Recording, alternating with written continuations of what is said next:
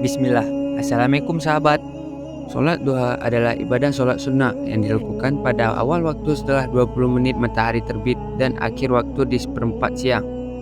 Sholat duha boleh dikerjakan paling sedikit 2 rakaat dan lebih banyak dengan kelipatan yang sama.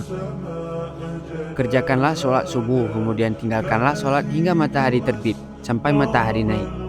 Ketika matahari terbit, ia terbit di antara 2 tanduk setan. Saat itu orang-orang kafir sedang bersujud menyembah matahari. Hadis riwayat Muslim. Banyak keutamaan sholat duha bagi siapa saja yang dapat mengerjakannya. Sholat duha merupakan ibadah yang termasuk sunnah. Artinya, akan menjadi ladang pahala bagi mereka yang senantiasa mengerjakannya, namun tak akan menjadi dosa apabila ditinggalkan. Sholat duha menjadi ibadah sunnah yang senantiasa dikerjakan Rasulullah SAW. Bahkan, Rasulullah mengingatkan umat Islam untuk rutin menunaikan sholat duha. Adapun sabda Rasulullah yakni sebagai berikut. Kekasihku Rasulullah SAW telah berwasiat kepadaku tentang 3 perkara agar jangan aku tinggalkan hingga mati. Puasa 3 hari setiap bulan, sholat duha, dan tidur dalam keadaan sudah melakukan sholat witir. Hadis riwayat Bukhari. Sebagai sholat sunnah, duha tidak wajib untuk dikerjakan oleh para kaum muslim di seluruh dunia. Hanya saja, ini menjadi poin tambahan bagi mereka yang bersedia untuk mengerjakan duha di sela-sela kesibukannya di dunia. Orang yang mengerjakan sholat duha mendapat banyak manfaat dan keutamaan. Pasalnya, sholat ini didirikan dengan pengorbanan dan juga menyempatkan diri di sela kesibukan sebagai manusia biasa. Waktu sholat duha adalah jam yang sangat sibuk, di mana tidak semua orang mau untuk menunaikan sholat duha. Karena itu, orang yang berhasil sholat duha akan mendapat ganjaran yang sangat baik dari sisi Allah SWT. Walaupun sholat duha adalah sholat sunnah, akan tetapi sholat ini banyak keutamaannya loh. Berikut keutamaan sholat duha.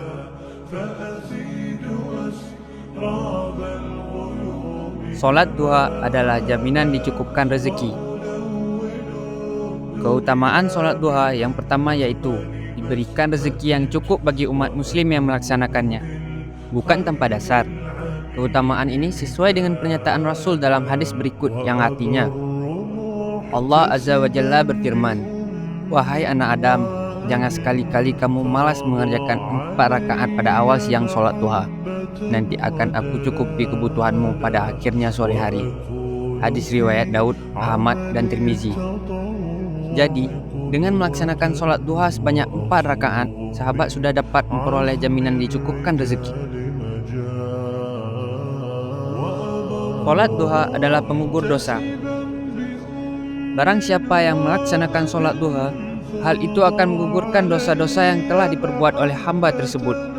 Hal ini sesuai dengan pernyataan Rasul dalam hadis yang diriwayatkan oleh Tirmizi berikut. Barang siapa yang menjaga sholat duha, maka dosa-dosanya diampuni walaupun dosanya itu sebanyak buih di lautan. Hadis riwayat Tirmizi. Jadi, dengan melaksanakan sholat duha, sahabat dapat menerima pengampunan dosa sebanyak apapun dosa yang telah dilakukan. Sholat duha adalah ibadah dengan pahala haji dan umroh. Keutamaan sholat duha ketiga yaitu memperoleh pahala ibadah yang sama dengan melakukan haji dan umroh, bukan tanpa dasar. Hal ini diperkuat oleh ucapan Rasul dalam hadis yang diriwayatkan oleh Tirmizi yang artinya, ditegaskan dari Anas radhiyallahu anhu, Rasulullah bersabda, barang siapa yang mengerjakan sholat fajar subuh berjamaah, kemudian ia setelah usai duduk mengingat Allah hingga terbit matahari, lalu ia sholat 2 rakaat duha, ia mendapatkan pahala seperti pahala haji dan umroh. Sempurna, sempurna, sempurna. Hadis riwayat Tirmizi. Jadi, hanya dengan sholat duha 2 rakaat sudah bisa memperoleh pahala haji dan umroh ya sahabat. Sholat duha adalah cara menghindari keburukan. Keutamaan sholat duha lainnya yaitu terhalau dari banyak hal buruk. Hal ini disebabkan umat muslim yang melaksanakan sholat duha tidak dianggap lalai. Seperti yang dikemukakan dalam hadis berikut yang artinya, barang siapa yang sholat duha 2 rakaat, maka dia tidak ditulis sebagai orang yang lalai. Barang siapa yang mengerjakannya sebanyak 4 rakaat, maka ditulis sebagai orang yang ahli ibadah. Barang siapa yang mengerjakannya 6 rakaat, maka diselamatkan di hari itu. Barang siapa mengerjakannya 8 rakaat, maka Allah tulis sebagai orang yang taat. Dan barang siapa yang mengerjakannya 12 rakaat, maka Allah akan membangun sebuah rumah di surga untuknya. Hadis riwayat At-Tabrani. Sholat duha adalah sedekah paling baik. Keutamaan sholat duha lainnya yaitu menjadi bentuk sedekah yang paling baik. Mengapa seperti itu? Berdasarkan hadis, hal ini berkaitan dengan kewajiban bersedekah tiap anggota tubuh manusia, seperti yang dijelaskan dalam hadis. Setiap pagi, setiap ruas anggota badan kalian wajib dikeluarkan sedekahnya. Setiap tasbih adalah sedekah, setiap tahmid adalah sedekah, setiap tahlil adalah sedekah, setiap takbir adalah sedekah. Menyuruh kepada kebaikan adalah sedekah, dan melarang berbuat mungkar adalah sedekah. Semua itu dapat diganti dengan sholat duha 2 rakaat. Hadis riwayat Muslim.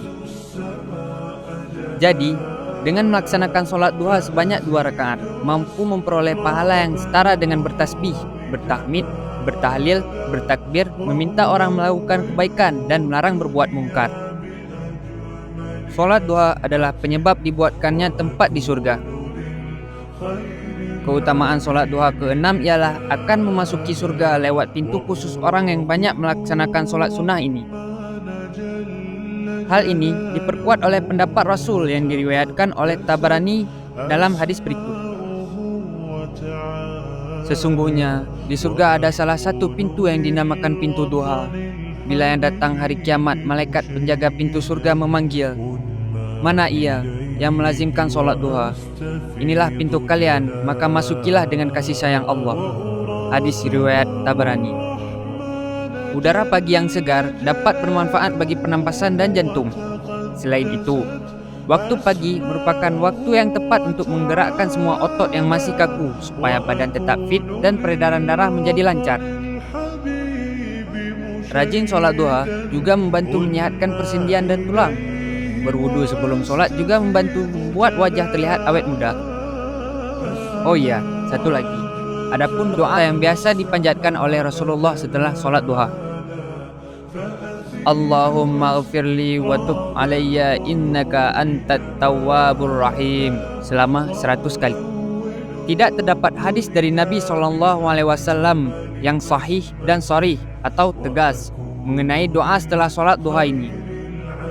Adapun hadis dari Aisyah radhiyallahu anha, Rasulullah SAW pernah sholat duha, kemudian membaca doa, Allahumma ghfirli wa tub alayya innaka antat tawwabur rahim. Ya Allah, ampunilah dosaku dan terimalah taubatku. Sungguh engkau adalah maha penerima taubat lagi maha penyayang. Beliau ucapkan ini 100 kali.